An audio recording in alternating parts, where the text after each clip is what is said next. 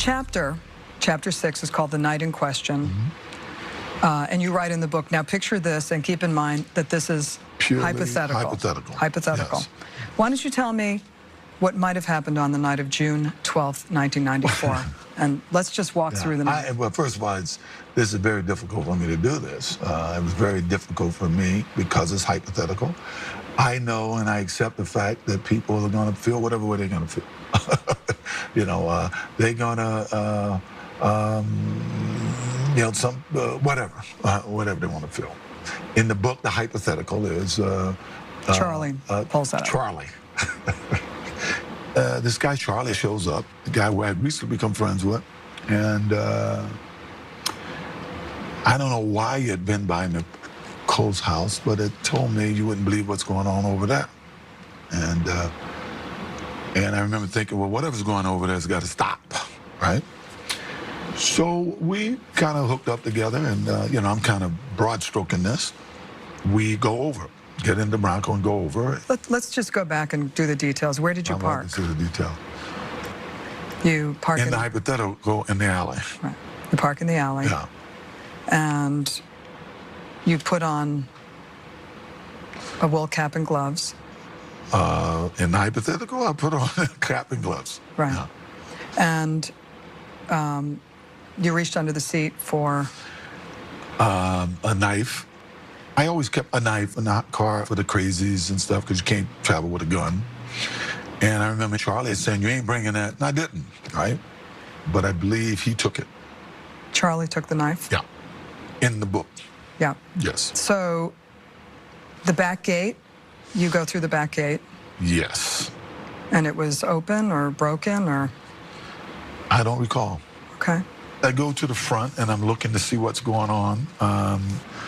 And I can see that it appears like Nicole had candles all the time. She really did, to keep her overhead down, I think. And music was on, and while I was there, a guy shows up. You know? So Ron Goldman comes in the back gate. Yeah, a guy that I really didn't recognize. I may have seen him around, but I really didn't recognize him to be anyone. And in the mood I was in, I started having words with him. He says to you, I just came by to return a pair of glasses. Judy left them at the restaurant. Yeah, words to that effect, yes. And he was I don't know if I believed it or didn't believe it. It was pretty much immaterial because, you know, I was more concerned about everything that was going on, you know, and was fed up with it, I guess. And you get into a fight. Nicole comes out. And a verbal fight. Got a little loud, and by that time, Nicole had come out, and we started having words about who is this guy, why is he here, what's going on. And she says, this is my house, get the F out of here. Yes, and which I didn't like because, once again, this is the same person, and if you read the book, you'll see some things that happened in the 2 weeks leading up to this that were very, very irritating, you know. And I think Charlie had followed this guy in, wanted to make sure it was no problem, and he brought the knife. As things got heated, I just remember Nicole fell and hurt herself. And this guy kind of got into a karate thing. And I said, well, you think you can kick my ass? And I remember I grabbed a knife. I do remember that portion, taking a knife from Charlie. And to be honest, after that, I don't remember. Except I'm standing there and there's all kind of stuff around and what kind of stuff? Blood and stuff around. You know, I hate to say this, but this is hypothetical. I'm sorry. Right. I know we got to back up again. Right. That's okay. I want to back up. This is hard. This is hard. I know. I want to back up to try to make people think that I'm. I know. You wrote in the book, I had never seen so much blood in my life. Yes. You're covered, the scene. Can you describe it? It's hard for me to describe it, I'm telling you. I don't think any two people could be murdered the way they were without everybody being covered in blood. And of course, I think we've all seen the grisly pictures after. So yeah, I think everything was covered, would have been covered in blood.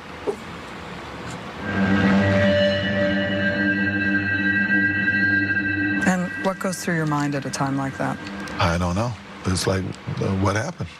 Right. You write about removing a glove before taking the knife from Charlie. You know, I had no conscious memory of doing that, but obviously I must have, because they found the glove there. And blacking out. Have you ever blacked out before? Not to my knowledge. No. No, of course, if something like this would take place in anybody's life, if it were to happen, I would imagine it's something that you would probably automatically have trouble wrapping your mind around it. It was horrible. It was absolutely horrible.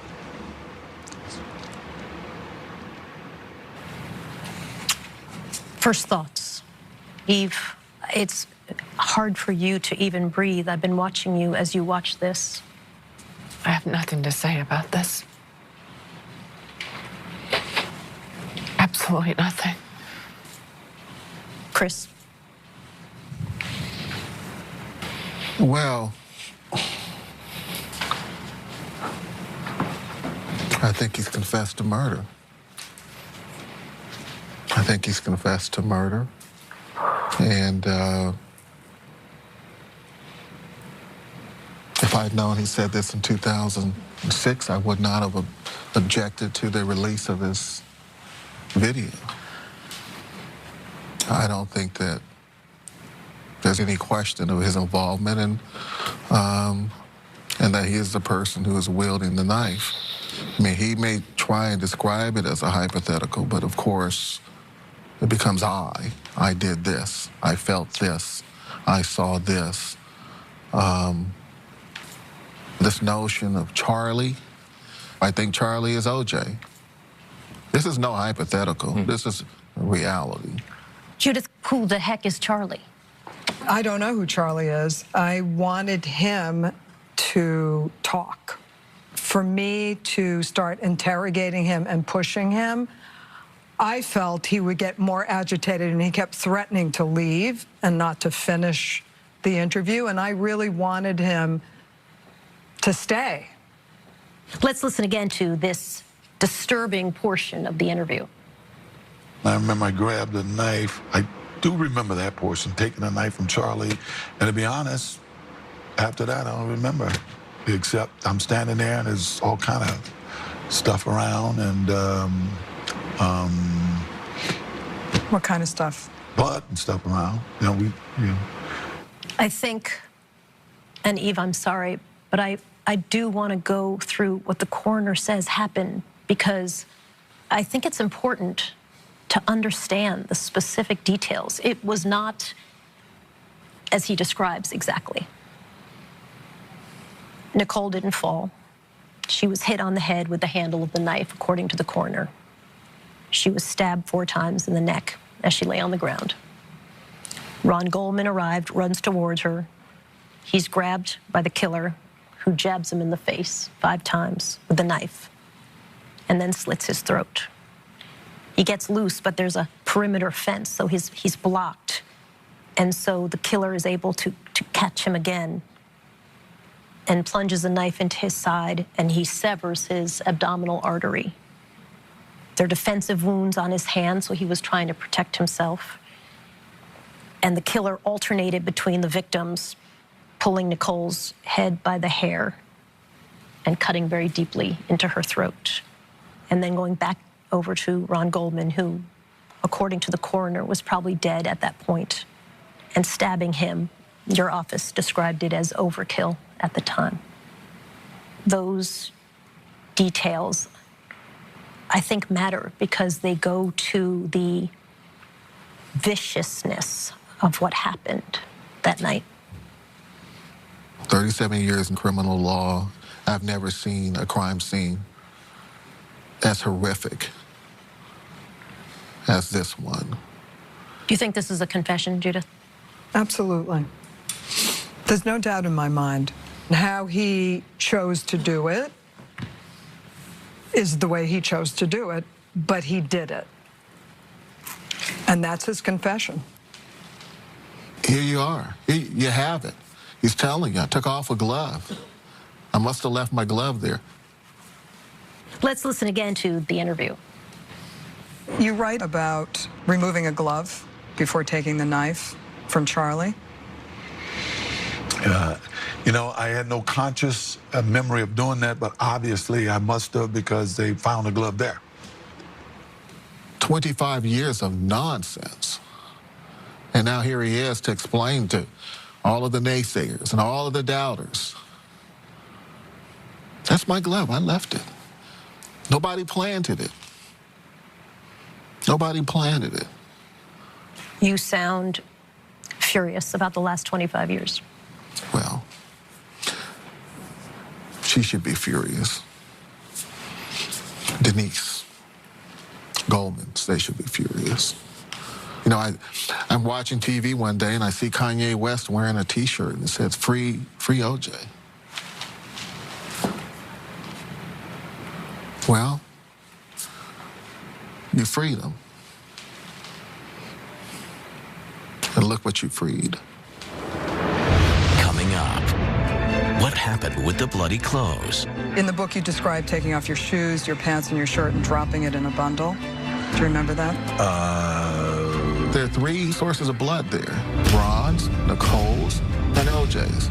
For the first time, he tells us all the shocking details. Where are the bloody clothes? So somebody had to get rid of the bloody clothes. Next.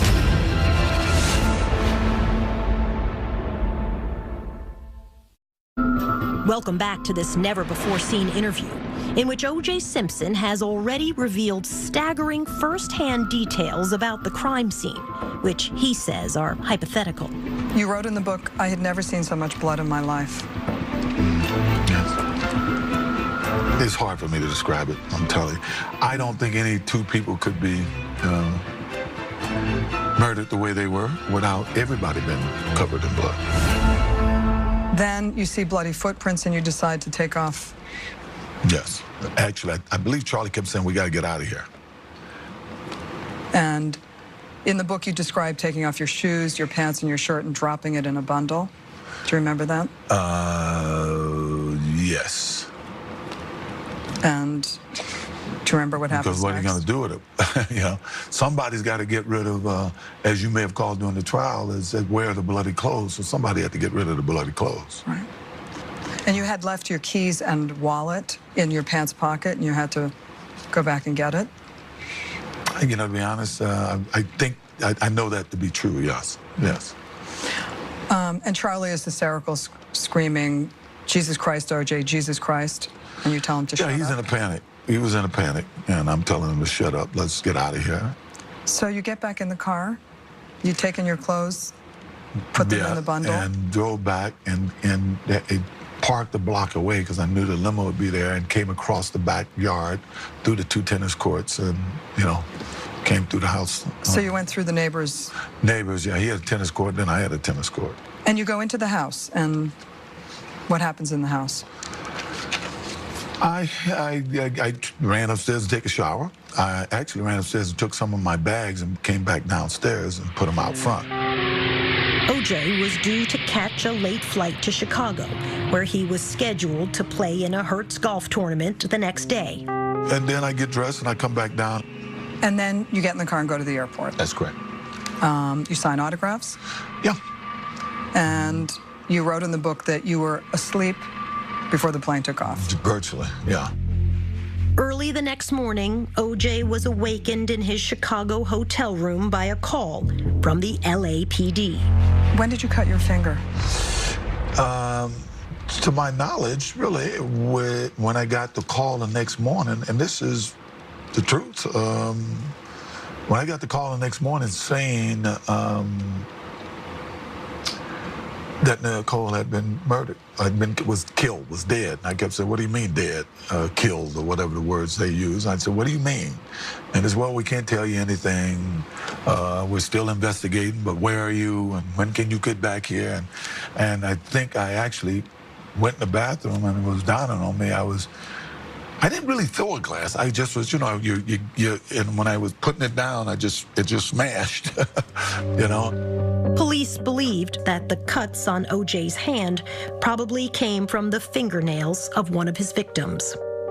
I went downstairs. I was bleeding at that point. I went downstairs and asked the lady on the desk for a Band-Aid. And I knew that I signed so many autographs, and even when I had arrived the night before, there was people, and I signed autographs, and I knew I wasn't bleeding in any way at that point, but I knew when I was leaving I was. And I ran to the airport, and I ended up forcing my way on a plane. It was sold out, and somehow I told them that my wife had died, and I got to get out of here. And they got me on. You write in the book about speaking with Nicole's mother and her sister, Denise. Yeah. Do you remember what that conversation was? I think Denise yelled at me something once. Yeah. You wrote in the book that Denise yelled at you, Yeah. "You brutal son of a bitch, you Yeah, killed her, something like I know that. you killed her." Yeah. And what did you say to her? I hung up. Yeah. Denise and I never really had much of a but then again, she didn't have much of a thing with Nicole. Yeah, you know, there was a lot of jealousy there. Let's start the beginning. And Chris, since you know this timeline of the crime so well, what do you make of O.J. Simpson's version of what happened next? What people need to remember about that crime scene is that there are three sources of blood there. Three sources of DNA on those bodies, and in that Bronco, and it's Ron's, and it's Nicole's, and it's OJ's. So when he says that he didn't begin to bleed until he got to Chicago, that's a complete lie. And then when he talks about the cut finger, he says, "Now this is the truth." Right. I'm curious what that signaled to you. When somebody's speaking the truth, they're just conveying information. Somebody who's lying has to then convince you that this lie is true, so you'll get overselling. I wanted to ask you, Eve, at the end of that segment, he says Nicole and Denise didn't have much of a relationship, and then takes a dig and says jealousy. She's always been protective of Nicole. They were Mutt and Jeff growing up. There's no such thing as jealousy between the two. That's just laughable. So then what's the point of saying that, right? He goes out of his way to take a dig at Denise. Well, because, you know, Denise was one of the folks pointing the finger of guilt at him. So, you know, it's just a little payback. That's just the kind of guy he is. So the police now are obviously eager to interview O.J. Simpson, and he heads back to Los Angeles. We're going to hear what he says happened next. Take a look. So you get back to L.A. I get back to L.A. and now we're out of hypotheticals here. Right, right. I get back to L.A. and my lawyer and my assistant pick me up at the airport, and we're driving. And my lawyer wants me to go to his office. We need to get to the office. We need to discuss what's going on. And I said, no, I spoke to the police officer, and I told him, he told me they needed to see me, and for me to get home as quick as I can. And I said, no, I said, take me to the house. And they said, come on, OJ, we need to sit down and discuss. I said, I don't care, get me to the house. So when we got to the house, there was media everywhere. We pulled up to the Rockingham gate. I jumped out, went to the gate, and there was a uniformed officer there, and told me he had to handcuff me. I said, handcuff me for what? They said, well, I'm sorry, I got my orders. Now, the cops wanted to interview you, and Howard Weitzman says Mr. Simpson is in no condition to talk right now, and you say no. I said, they need my help to find who did this. I don't care. And I've read, I'm a voracious reader. Everybody knows I go through 2-3 books a week, you know.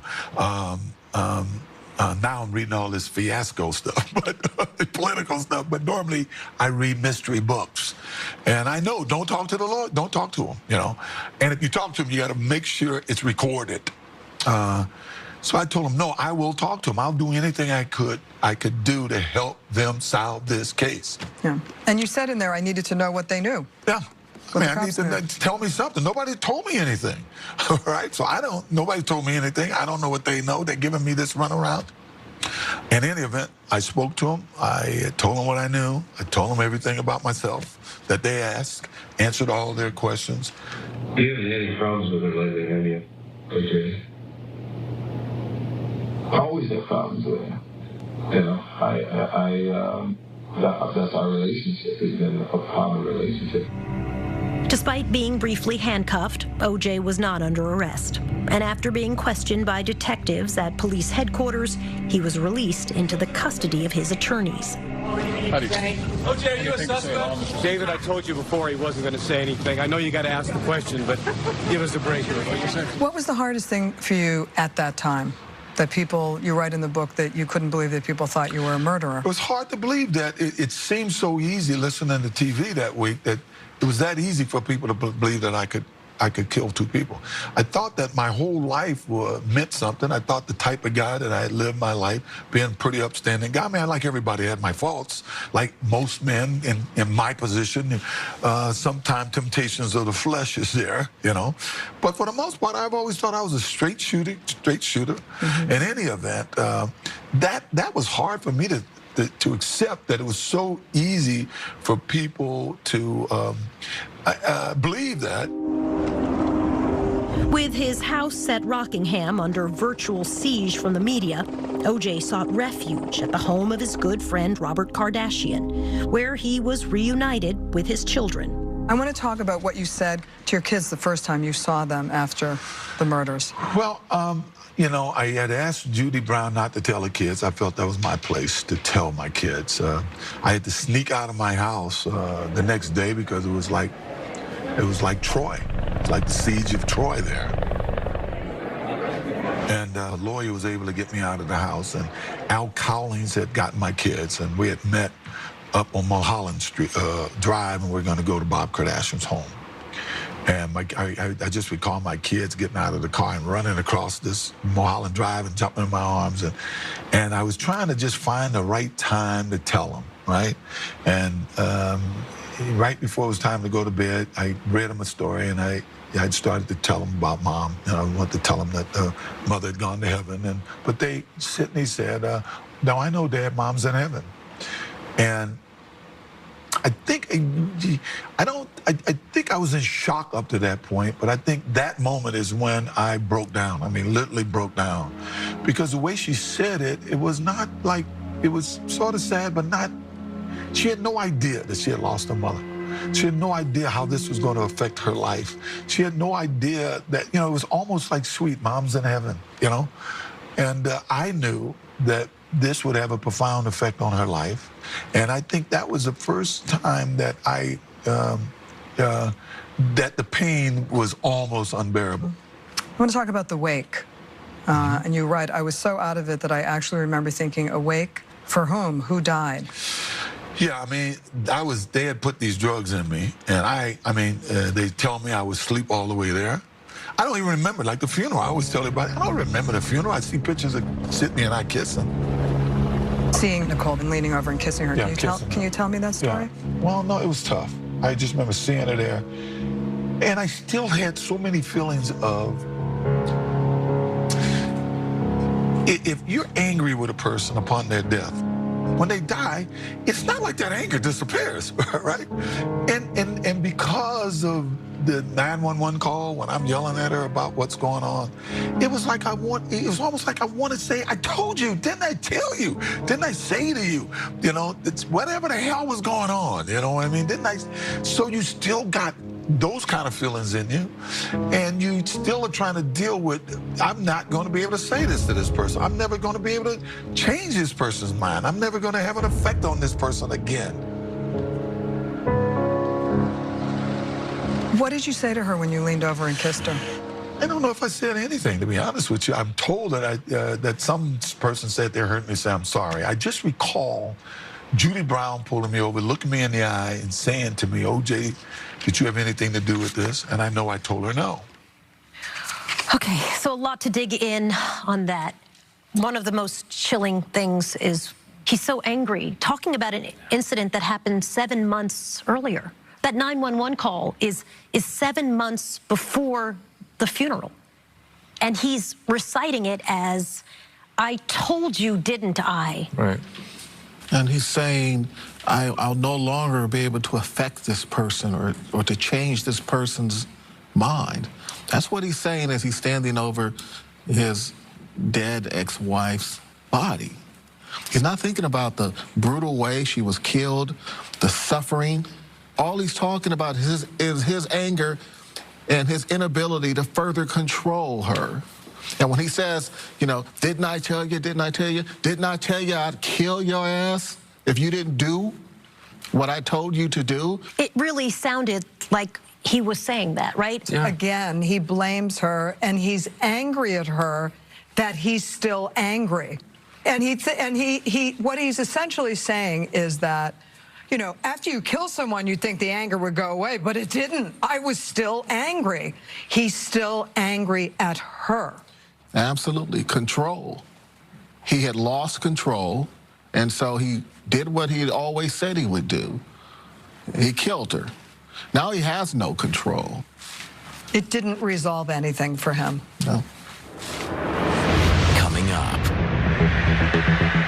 I can't believe what I'm seeing. a nation stands still to watch a celebrity on the run. I was being depicted as a fugitive on the radio. Hey, man, listen to what they're saying about me. What was OJ really thinking inside the Bronco? I was so depressed at that point, and I was having, I would say, probably suicidal thoughts. Next.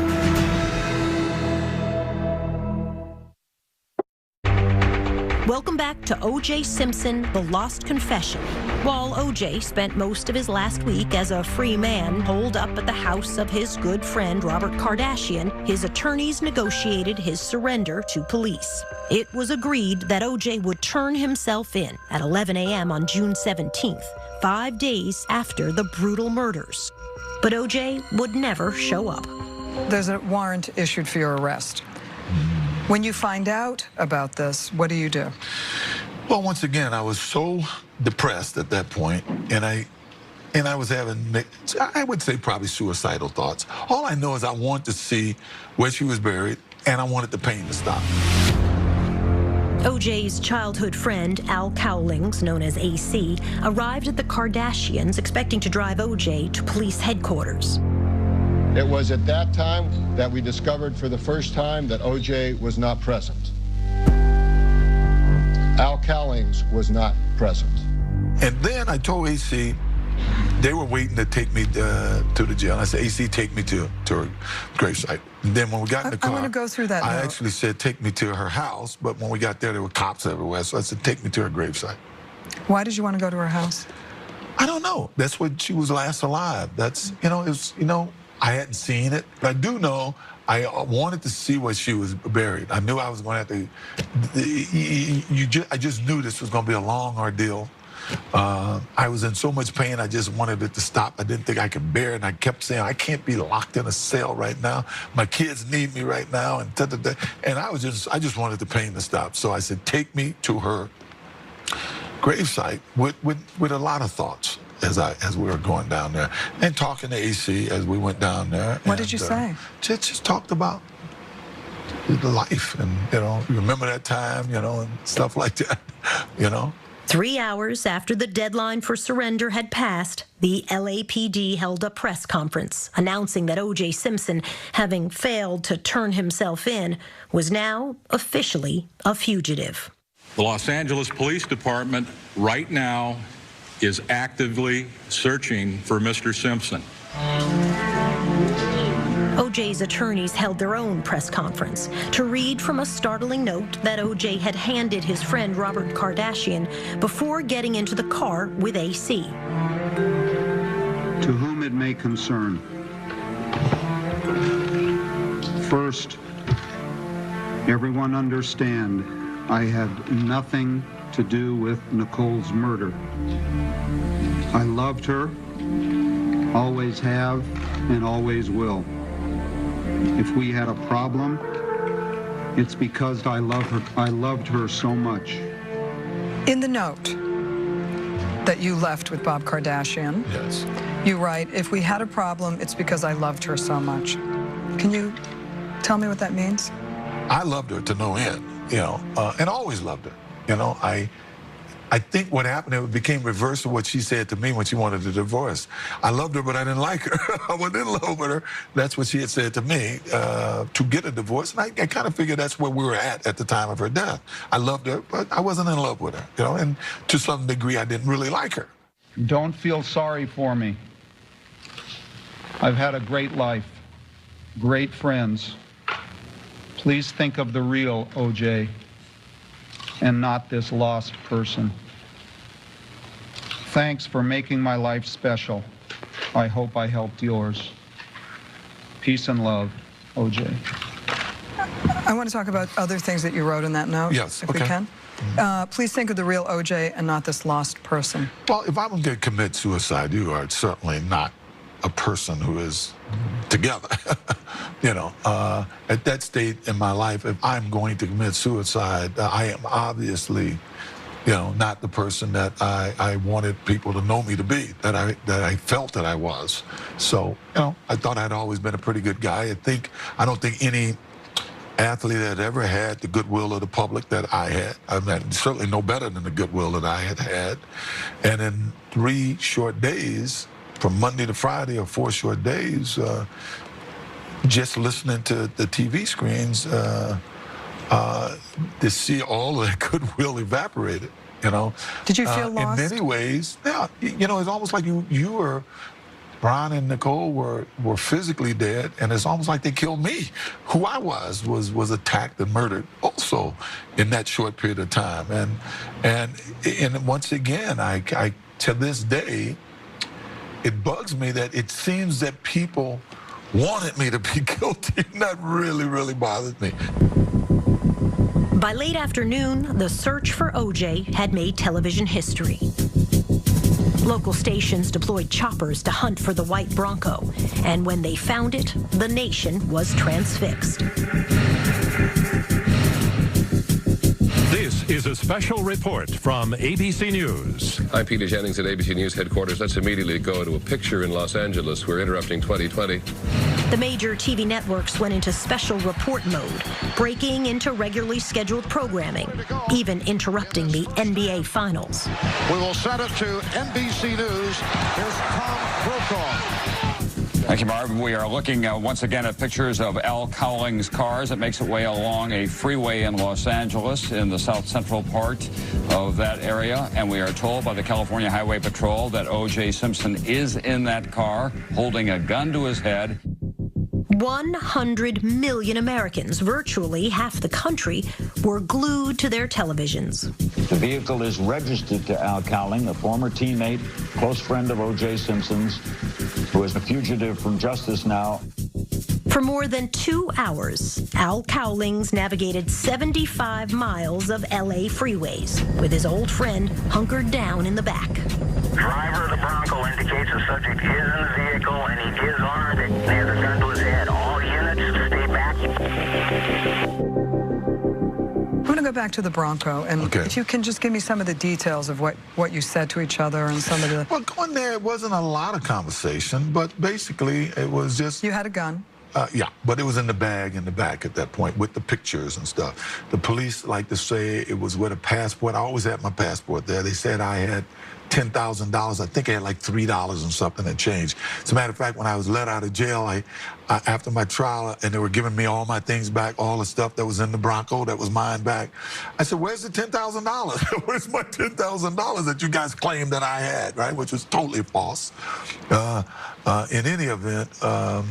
What are you thinking? You're in the car. I'm in the back of still in the back of the truck, and I can't believe what I'm seeing. Because every time we go by intersections, it was like, where did these people get the time to make these signs, go OJ and stuff? And what was strange is I was being depicted as a fugitive on the radio, but from the side of the roads, it was more people cheering. O.J. says what made him snap out of it and decide to bring the chase to a close was pride. I just remember listening to the radio, which I think was Dan Rather. It really saved my life. Right. Because when he said that O.J. had a history, police were at their house all the time, 8 or 9 times, that was the first time that week that I kind of woke up. Hey, man, listen to what they're saying about me. I said, hey, see, this is BS what they're doing here. Get me to my house, right? Take me home. And we immediately called the police. The AC told them where we were going. As AC pulled the Bronco into OJ's driveway at Rockingham, a standoff ensued as a police negotiator urged OJ to put down the gun and exit the vehicle with his hands up. When we got to my house, I saw a sniper on the roof, and you get defiant. They've been telling you this, they've been saying this stuff about you. I got defiant, so I wouldn't get out of the car. I was just mad until I saw my oldest son, Jason, run across the road. And somebody grabbed him. He said, "That's my father." And then I say, "I got to get out of this car. I don't want him to get injured." The police now know where he is. We have found him. The door is opening, and let's see what happens now. O.J. Simpson is in custody. He has been transported here to Parker Center. He is being booked and processed. That'll include prints, mugshot. He sounds very convincing when he talks about being suicidal and being desperate and being unhappy and wanting to end it. And then when he gets to the part where he says, "They killed me." What did you make of that? He clearly was desperate. Physically and emotionally was going through that. I think he was intending to kill himself. But at the end, when he's talking about him, he's basically the victim here. It's people thinking bad thoughts about him, people not holding him up. That's what's devastating to him. He wasn't suicidal, I don't believe, because his ex-wife, the mother of his children, was murdered brutally. He wasn't suicidal because of that, but because his image was damaged. He says he woke up, really, when he realized he was getting bad press in the form of Dan Rather laying out The domestic violence. That what gets him mad is that people would think he's a wife beater. I think he's a very complicated person. I think he's addicted to the limelight.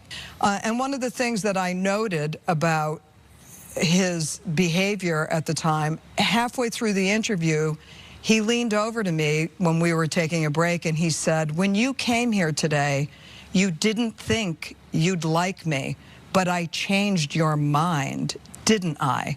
And at no point did he ever acknowledge or really understand the gravity of his actions. So the police take OJ downtown to be booked, put on suicide watch. Listen to how he describes that experience. What was jail like for you? In the beginning, it was tough because I'm a talker. I'm a guy that spends his whole life socializing. And most people don't realize that I was in solitary confinement the full 17 months I was there. One of the sergeants would go out his way sometime to talk to me through the cell, but I had no one to talk to from morning to night. What was that like? In the beginning, obviously it was horrible. You are so at the mercy of your jailers. For instance, the first time I had to make an appearance in court, I looked so bad. I had no tie on. But what the public don't know is they woke me up every 15 minutes. They rattled my cell, turned on the lights. They alleged I was on suicide watch, but all night long, they woke me up. They made sure I sat up in bed.